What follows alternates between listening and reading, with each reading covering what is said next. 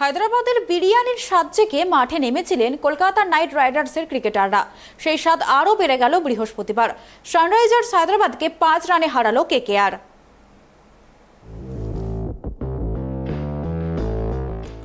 বৃষ্টি হয়েছিল হায়দ্রাবাদে। টসে জিতে বল করার সিদ্ধান্ত নেন নীতিশ রানা।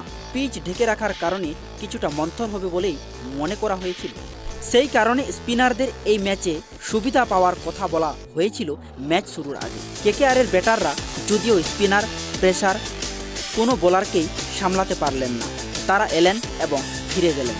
এর মাঝে ব্যতিক্রম রিঙ্কু সিং এবং নীতিশ রানা। পুরো আইপিএলে ধারাবাহিকভাবে রান পাচ্ছেন রিঙ্কু সিং। কলকাতার নাইট রাইডার্সের হয়ে নিয়মিত রান করা রিঙ্কু না থাকলে এই ম্যাচে 150 রান পার করা কঠিন হতো। 31 বলে 42 রান করা নীতিশ 3টি ছক্কা এবং 3টি 4 মারেন, অর্থাৎ 6 বলে 30 রান করেন তিনি। কিন্তু রিঙ্কু সিং সেখানে 4-6 নয়, বরং সিঙ্গেল নিয়ে স্কোরবোর্ড সচল রাখার কাজটি করেছিলেন। তারা 61 রানের জুটি গড়েন, যা কেকেআরকে লড়াই করার মতো জমি তৈরি করে দিয়েছিল। এই ম্যাচে কেকেআরের দলে ছিলেন জেমস রয় এবং গুরবাজ, কিন্তু দুই বিদেশি ওপেনারেই কেউ কলকাতাকে ভরসা দিতে পারলেন না।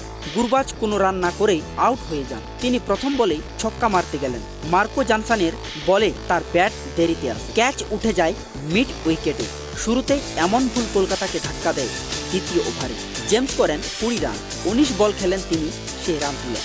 ভেঙ্কটেশ আইয়ার মাত্র 7 রান করে আউট হন।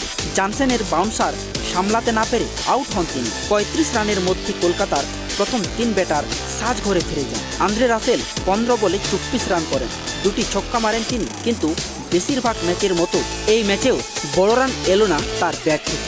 হায়দ্রাবাদের হয়ে উইকেট নেওয়া শুরু করেছিলেন মার্কো জনসন। তার প্রথম ওভার থেকেই উইকেট হারাতে থাকে কলকাতা নাইট রাইডার্স। পাওয়ার প্লেতেই 3টি ওভার বল করেন তিনি, কিন্তু জনসনকে দিয়ে পরে আর বল করানো হলো না, যা অবাক করার মতোই সিদ্ধান্ত। পিচের চরিত্র বুঝে অধিনায়ক এডেন মাকরাম নিজে স্পিন করতে শুরু করেন। 172 রানের লক্ষ্য মাথায় নিয়ে খেলতে নেমে হায়দ্রাবাদ শুরু থেকেই উইকেট হারাচ্ছিল, কিন্তু তার মাঝেও রান তুলে যাচ্ছিলেন মাকরামরা। হায়দ্রাবাদের ইম্প্যাক্ট প্লেয়ার রাহুল ত্রিপাঠী 9 বলে 20 রান করেন। তিনি যেভাবে খেলতে শুরু করেছিলেন তাতে একসময় মনে হচ্ছিল সহজেই জিতে যাবে হায়দ্রাবাদ।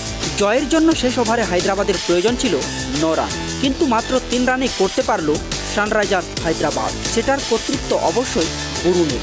হায়দ্রাবাদের মাঠে সানরাইজার্সকে হারিয়ে প্লে অফে টিকে থাকলো কলকাতা নাইট রাইডার্স।